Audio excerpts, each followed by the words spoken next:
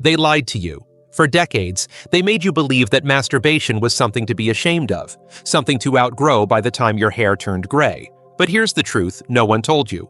After 60, what you do or don't do with your body can quietly shape your health, your energy, even your future as a man. I've spent over 30 years treating older men who thought their issues were just normal aging. Erectile dysfunction, low testosterone, prostate problems, emotional numbness, they thought it was all inevitable. But many of these men weren't sick, they were simply disconnected. I'm Dr. Mohit Khera, urologist and professor of men's health at Baylor College of Medicine. And what I'm about to share with you may change the way you see your own body, because the truth is, most older men masturbate the wrong way, or stop entirely, without realizing the hidden damage it causes. Did you know that mindless masturbation can train your brain into dysfunction? That stopping ejaculation altogether can create inflammation in your prostate? That shame, silence, even pornography can rewire your nervous system and leave you numb? Most men don't. And the price isn't just sexual, it's emotional, hormonal, even neurological. But the good news is this: your body can relearn, your testosterone can rise, your sensitivity can return, and your spirit can reawaken. In this video, I'll reveal 7 essential truths about masturbation after 60, truths that could help protect your erections, your hormones, your mental clarity, and your vitality. And before we're done, I'll show you a simple daily practice I give to my own patients. It may be the turning point your body's been waiting for. Before we begin, if you haven't already, I invite you to subscribe and tap the notification bell, so you never miss another honest, science-based insight made specifically for men in your stage of life. And if this message resonates with you, just type 1 in the comments. If it doesn't, type 0. Your feedback helps me shape content that truly serves you. Let's begin with the first truth, because this is where the real damage often starts. It's not about whether you masturbate, but how you do it. Over the years, I've seen countless men fall into a silent habit, fast, mechanical, disconnected self-pleasure that feels routine, even harmless. But what they don't realize is that this mindless repetition is slowly retraining the brain, dulling sensitivity, and leading directly to the very thing they fear most: erectile dysfunction. Truth number 1. Mindless masturbation trains you into numbness and dysfunction. Let me tell you a story. Years ago, a patient in his early 70s came to see me. He was healthy, active, and sharp, but there was a sadness in his eyes he couldn't quite explain. After some gentle questions, he finally admitted something. "Doc, I still touch myself, but it doesn't feel like it used to. Sometimes I don't feel anything at all." He wasn't alone. I've heard versions of this story hundreds of times. Men who think they're doing something completely normal, and in many ways they are, but who've never been told that how you masturbate matters just as much as whether you do it. You see, the body doesn't just react, it learns.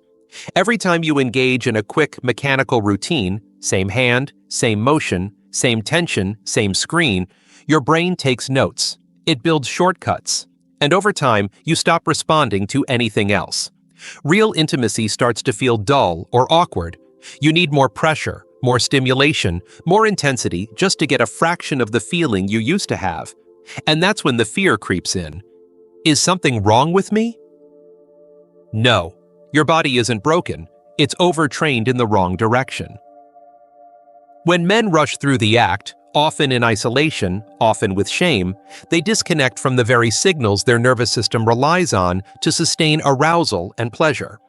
Your brain becomes fixated on a narrow loop of stimulation, and everything outside of that loop feels flat.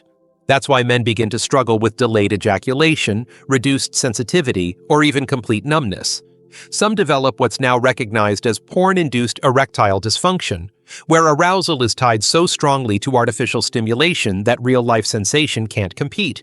Others simply feel a fading of desire they can't explain. But this isn't just about performance. It's about presence. It's about the emotional feedback your body gives you when you feel connected, physically and emotionally, to what you're doing. And when that connection is lost, a quiet spiral begins. Some men stop trying, they avoid intimacy, They withdraw. They stop reaching for themselves, not because they don't want to, but because it doesn't feel the same, and they don't know why.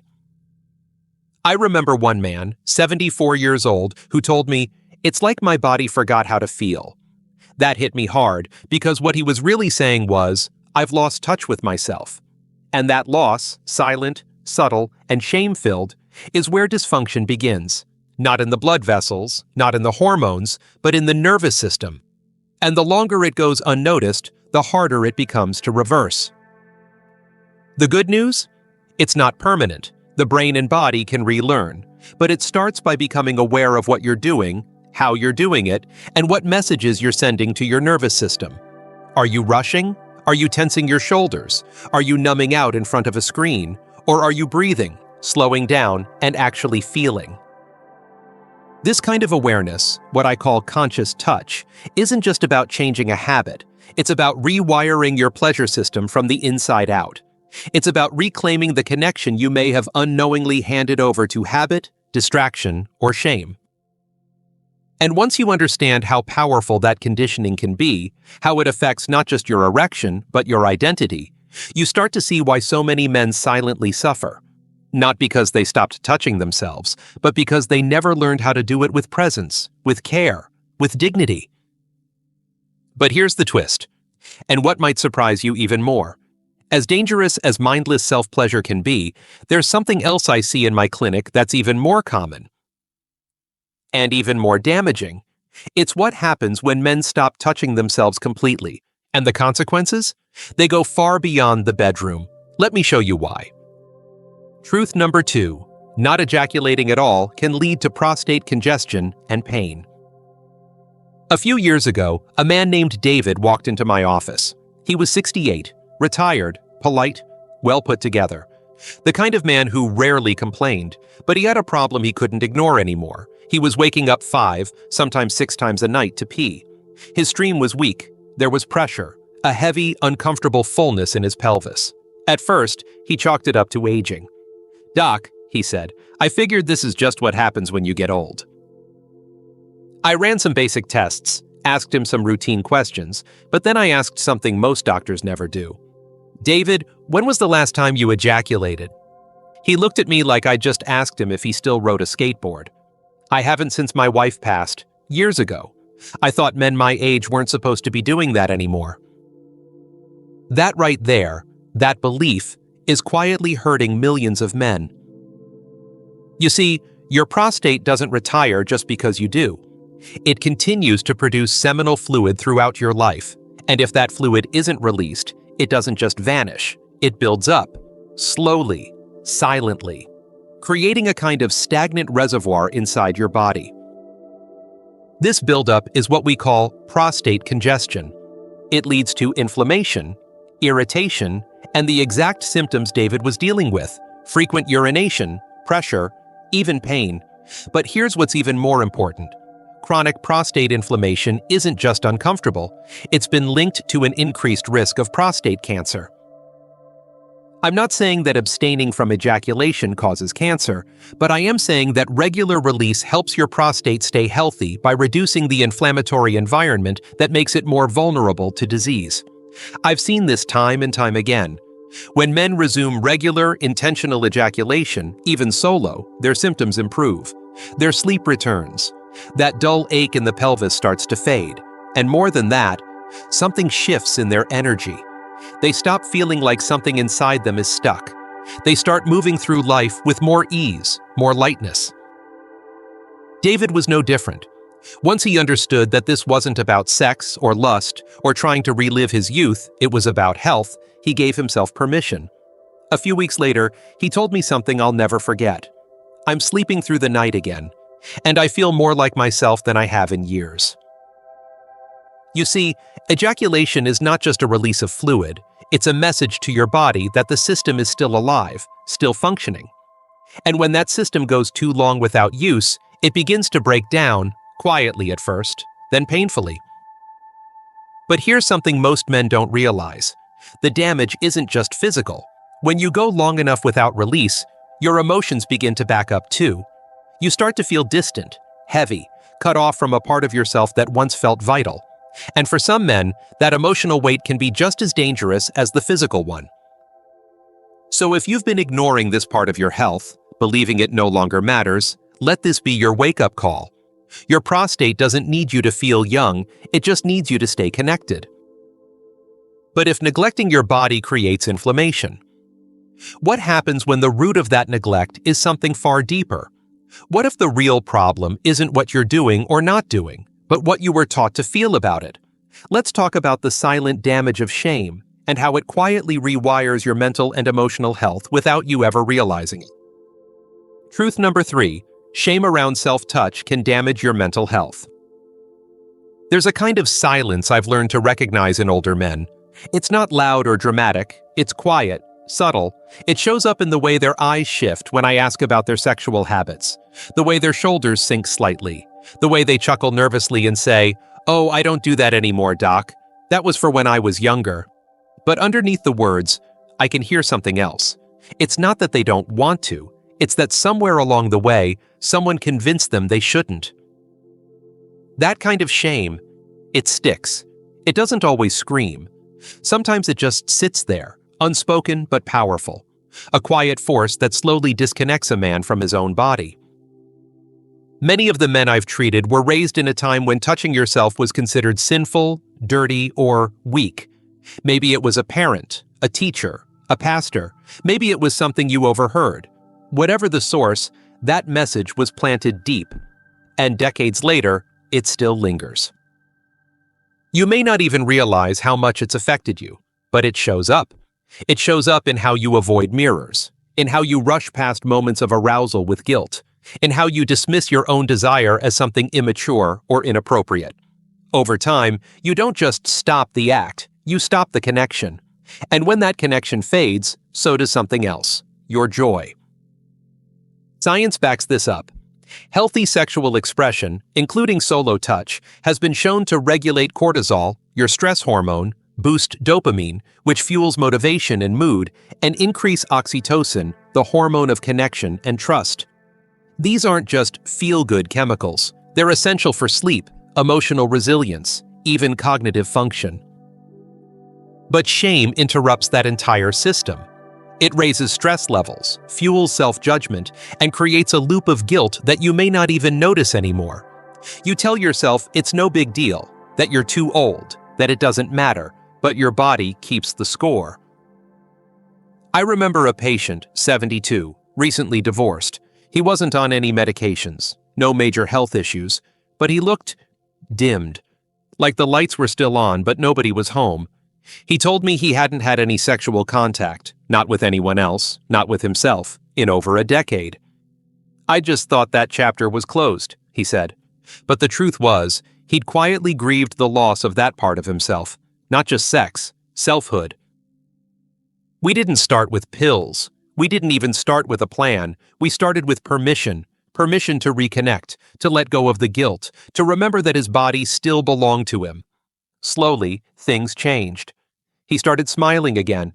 His energy returned. He laughed in ways I hadn't seen before. And he told me, "I feel like I'm coming back to life." That's what shame steals from you. Not just function, but presence. It convinces you that your body is no longer a place of pleasure, comfort, or connection. And when that belief takes hold, it spreads. You stop reaching. You stop feeling. And eventually, you forget how to. But what happens when that emotional disconnection is paired with a physiological one? When your hormones begin to shift, not just because of age, but because your body thinks you've stopped needing them? What if your own brain starts to turn down the dial on masculinity itself? That's exactly where we're headed next, and you need to hear this. Truth number 4, testosterone drops faster when you stop touching yourself. There's something most men don't hear until it's already become a problem. Something I wish I could whisper to every man the moment he turns 60. Your testosterone doesn't just fall because you're aging. It falls because your body starts to believe you've stopped needing it. I had a patient named Frank, 73 years old, a retired firefighter, strong hands, sharp wit, the kind of man you know used to command a room. But when he walked into my office, his posture had changed. His voice was quieter. He looked smaller somehow, like the weight of time had started pressing down on him. "I'm just slowing down, Doc," he said. But when I looked at his lab results, what I saw told a different story. His testosterone levels weren't just low, they were nearly flatlined. So I asked him a question I ask all my patients. "Are you still sexually active, even with yourself?" And he shook his head. "I don't see the point anymore. That part of life is over." That belief, that's the real threat. Not the birthday candles, not the calendar, but the moment a man stops engaging with his own sexuality, not for performance, not for anyone else, but simply because it's still his, that's when the body begins to shut the system down. You see, testosterone isn't just a hormone, it's a signal. It tells your body, your brain, your muscles, your heart, this man is still living, still moving, still feeling desire, still reaching. And when that signal stops, the body reallocates its resources. Blood flow decreases, muscle tone fades, belly fat creeps in, motivation slips, sleep suffers, and slowly, the spark that once made you feel like you starts to dim. But here's what most men don't realize. That process is reversible. When you begin to re-engage with your body, even through simple, respectful self-touch, your brain gets the message, "He's still here, turn the system back on." And it does. I've seen it happen. With Frank, we didn't start with testosterone shots or medications. We started with presence. 10 minutes a day, no pressure, no goal, just breathing, touch, awareness. And within a few months, something shifted. His lab results showed rising hormone levels. But even more than that, he changed. He spoke more confidently. He looked people in the eye again. He picked up weights he hadn't touched in years. He walked taller. Because the truth is, the body responds to what you give attention to. When you touch yourself with shame, you shut yourself down. When you touch yourself with care and purpose, your entire system, physical, emotional, hormonal, begins to wake back up. This isn't about sex. This is about signaling to your biology that you are still engaged in life, that you still have passion, that you still want to feel something. And your body, if you give it that message, will listen. It will respond. But there's a catch. Because even if your testosterone begins to rise, there's another system that's even more fragile, more sensitive to disuse, and far less forgiving when neglected.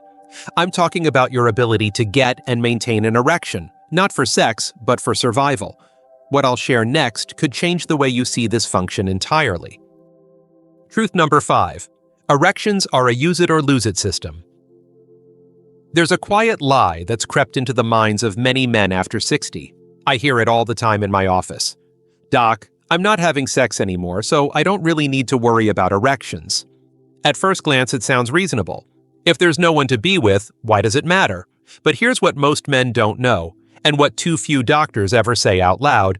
Your erections aren't just about sex. They're about blood flow, nerve health, cardiovascular function, and your body's ability to stay alive and responsive.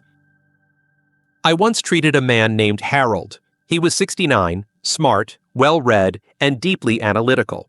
He hadn't had an erection in over 5 years, not because he couldn't, but because, as he told me, there's just no reason to. His wife had passed, and he had no interest in dating again. He figured that part of life was behind him. But the body doesn't wait around for your decision. When you stop using a system, especially one as delicate and complex as erectile function, your body doesn't just pause it, it starts to shut it down. The penis, like any vascular and muscular system, needs regular oxygen and blood flow to stay healthy. Without it, the smooth muscle fibers begin to deteriorate, the tissues start to lose their elasticity, blood vessels stiffen, microtears form. Nitric oxide, the vital chemical your body uses to trigger an erection, starts to fade. And once those changes take hold, it becomes much harder to get that system working again.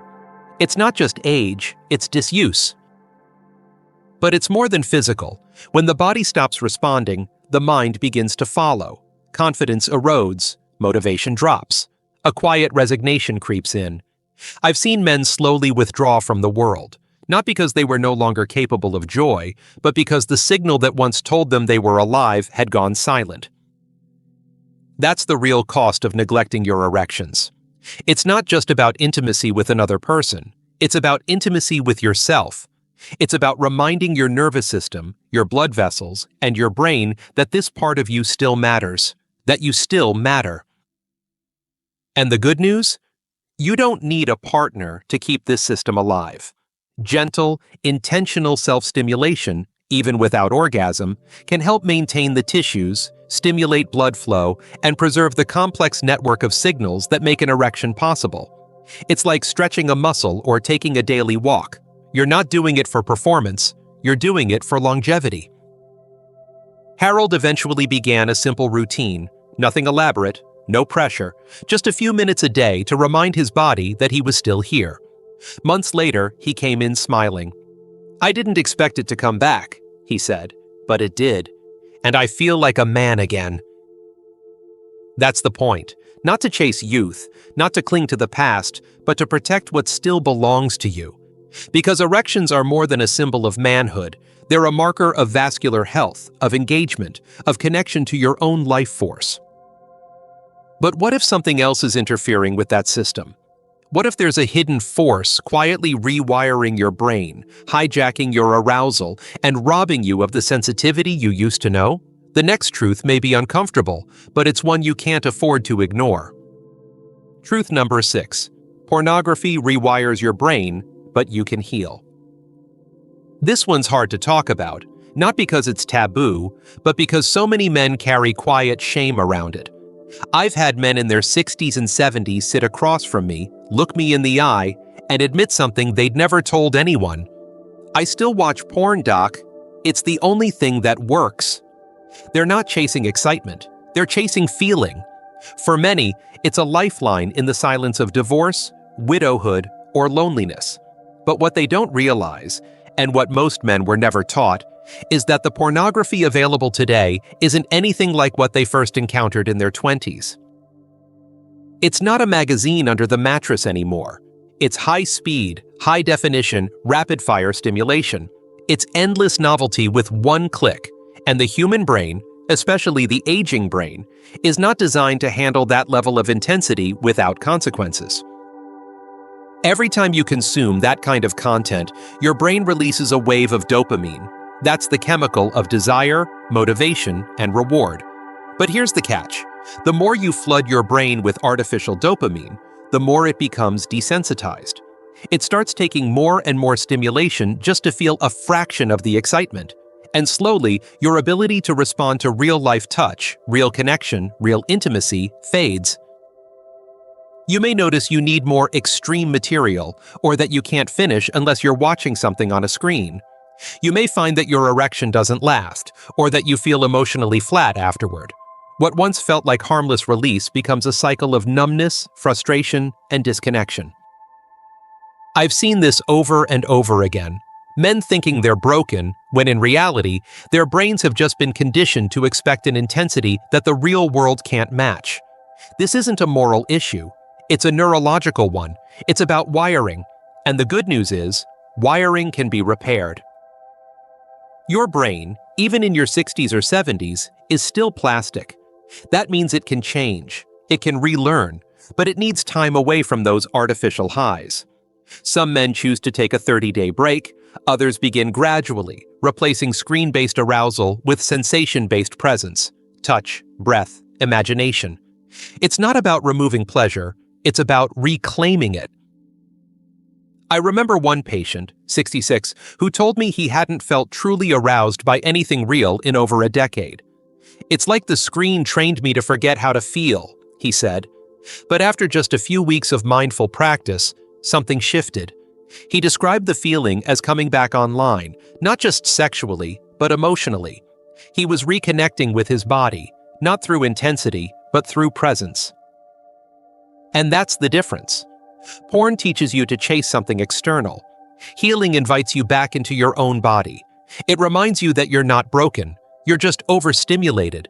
And when the noise quiets, the real you starts to re-emerge, sensitive, grounded, and alive. But if overstimulation can hijack your nervous system, what happens when you remove all touch entirely? Not just sexual, but human. What happens when you stop being touched, not just by others, but by yourself? The answer is more serious than you might think, and it's the final truth I need you to hear.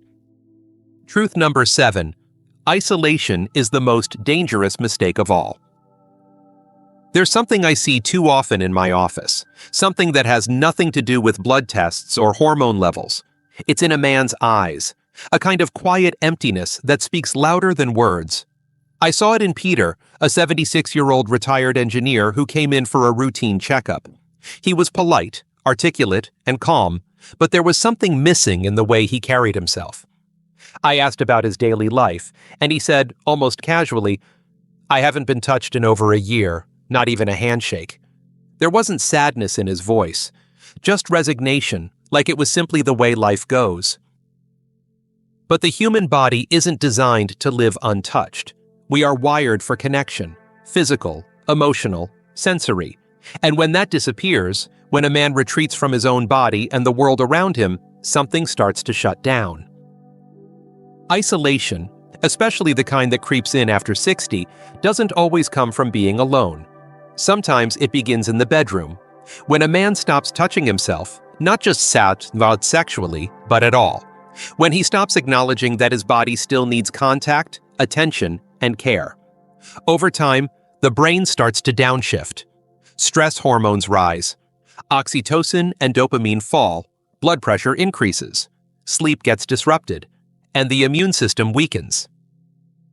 And it doesn't stop there. Emotionally, a kind of numbness sets in. You stop reaching for others, and eventually, you stop reaching for yourself. The mirror becomes something to avoid. The spark you once had fades quietly, until one day you realize you haven't felt truly alive in weeks, maybe months. This kind of slow withdrawal is not just a psychological pattern, it's a physiological one. Studies have linked prolonged isolation to depression, heart disease, memory decline, and even shorter life expectancy. What's so heartbreaking is how silently it all unfolds. It doesn't happen with a big, dramatic shift. It happens gradually. One skipped routine, one more night of emotional distance, one more week of not touching yourself, not because you don't want to, but because you've forgotten how to feel. But here's what I need you to know. You are not too old to reconnect. You are not beyond this. Your nervous system, your skin, your heart, they all still want to feel. You still deserve to feel. And it doesn't require anyone else. It doesn't require a partner. It doesn't even require arousal. It just requires a willingness to return to yourself. I've seen men come back from years of disconnect just by giving themselves permission to pause, to breathe, to place a hand on their chest, on their belly, on their thighs, not with urgency, but with presence. That simple act of self-touch, done without guilt, without agenda, begins to tell the body, I'm still here, I still matter. Peter eventually started doing that, just 5 minutes each morning before he got out of bed. A small, private ritual to remind his body it still belonged to him. Months later, he told me, I didn't realize how much I had disappeared, and now I'm beginning to return. That's the power of presence. That's the cost of isolation. Not just disconnection from others, but disconnection from yourself. And it's why this final truth might be the most important of all. Because now that you've seen the full picture, now that you understand what's really at stake, the question becomes, what do you do about it? In just a moment, I'll walk you through a daily practice I give to my own patients. A simple, powerful ritual that helps retrain your body, rebuild your sensitivity, and restore what time and silence may have taken away. Conclusion: you're not broken, you're disconnected, and you can come back. If you've made it this far, I want to take a moment to speak to you, not just as a doctor, but as a man who has spent decades sitting across from others like you. Men who've quietly wondered if they're still whole, men who've felt something slipping away and didn't know how to stop it, men who carry shame, doubt, and questions they've never spoken out loud. Maybe you're one of them. We've talked about 7 truths today, not abstract theories, not internet myths, real, clinical, lived truths about the male body after 60. We started with the idea that mindless masturbation can quietly train your brain into dysfunction, stripping away your sensitivity and connection. We explored how avoiding ejaculation altogether doesn't protect your health. It can actually inflame your prostate and increase your risk of disease. We looked at how shame, so often planted decades ago, still shapes your nervous system today, raising your stress, clouding your joy, and cutting you off from your own body. We uncovered how testosterone, the very hormone that fuels your strength, confidence, and drive, doesn't just fall with age. It falls when you stop living like a man who still wants to feel. We confronted the fact that erections are a use-it-or-lose-it system, and when ignored, they deteriorate like any other muscle or vascular function in the body. We examined the hidden cost of pornography, not through judgment, but through science. How it desensitizes your brain, hijacks your reward system, and leaves you numb to real touch. And finally, we reached the most dangerous truth of all: isolation. When a man stops being touched, by others or by himself, his body begins to shut down. Slowly, quietly, but deeply. These truths may be uncomfortable. They may stir something in you. That's good. That means there's still life in there, still a spark. Because here's what I want you to take away more than anything else. You are not broken. You are not too old, and you have not missed your chance. Every system in your body, your brain, your hormones, your vascular system, your nerves, they are all still capable of responding, but they need a signal. They need to know you're still here. I've seen this happen more times than I can count. A man walks in, shoulders slumped, eyes tired, convinced he's at the end of the road. And slowly, over weeks and months, through small, intentional steps, he comes back. Not to who he was at 25, but to a stronger, more grounded version of himself. A man who doesn't chase youth, but who claims presence. A man who treats his body with care, not judgment. A man who remembers how to feel again. This isn't about sex. It's about connection to your body, to your emotions, to your vitality. And the first step is simple. In just a moment, I'm going to show you the practice I give to my own patients. I call it the Golden Protocol, a gentle, 10-minute daily ritual that helps retrain your nervous system, restore sensation, and remind your biology that you are still very much alive. If you've ever felt like something's gone quiet inside you, if you've ever missed the version of yourself that used to move through the world with strength and ease, if you've wondered whether it's too late to feel like a man again, stay with me, because what comes next may be the most important thing you've heard in years. And it starts with just one choice: to come back home to your own body, to reconnect, to begin again. If this message spoke to you, if even one part of it helped you see yourself more clearly, please take a moment to like this video, share it with a friend who needs to hear it, and leave a comment below. Your story, your questions, your presence, they matter.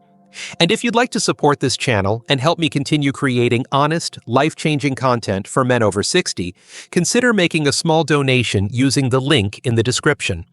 Every gesture, big or small, helps keep this mission alive. Thank you for being here. Your journey matters more than you know.